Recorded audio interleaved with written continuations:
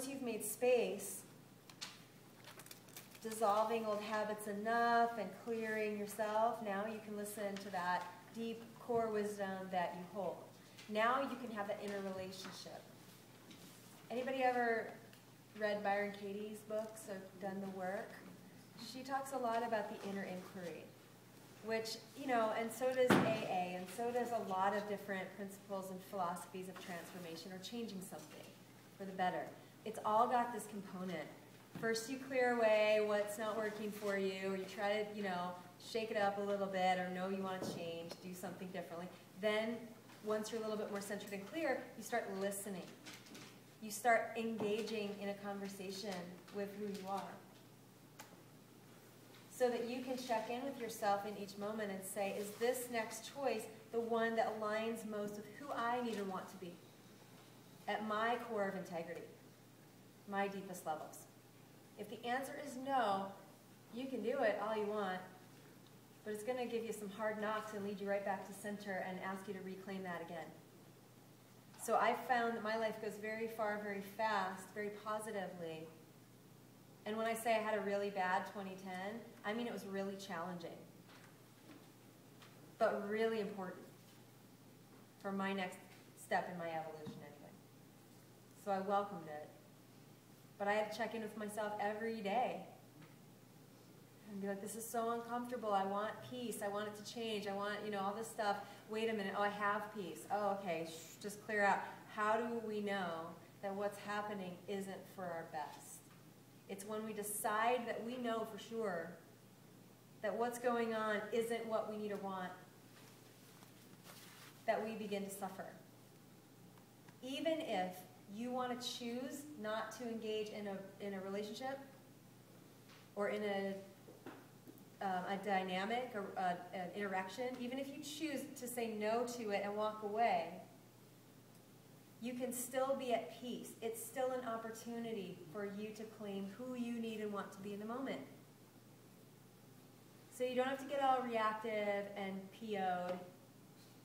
You don't have to act aggressive. You don't have to overset your boundaries. You don't have to swear at people. You don't have to act like a jerk. Just because they may be. I've seen and heard clients, and I've done this too, scream obscenities at somebody they love because they feel like they're not being respected. You mother, you know, respect me. Well, that's, it's insane, you know what I mean?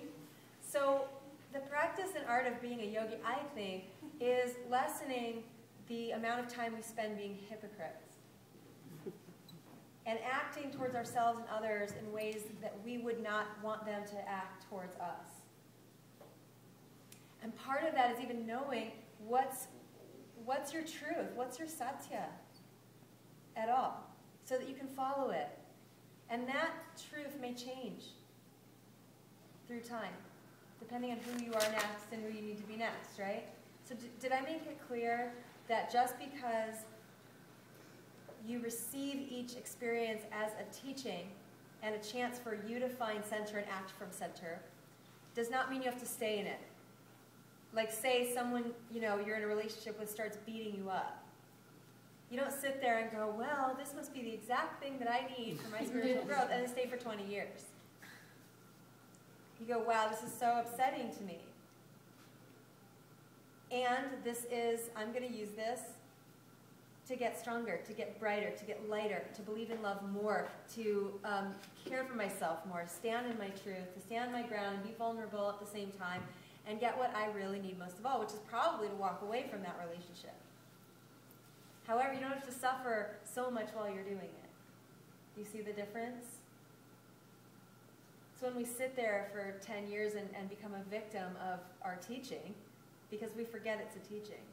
We forget it's a chance for us to come to center, and instead we see it as something that's happening to us, poor us, we didn't ever want this to happen, and now it is, and you're just going to carry that forward and attract more of that same stuff because you still need that lesson. It's you calling yourself to stand up, to grow up, to get more centered, to be who and what you need to be. And until you do that, until you claim who you really are, you're going to keep getting that lesson over and over and over, and then you're going to think you're a victim, and my life is just so crappy, and look at all this that happens to me.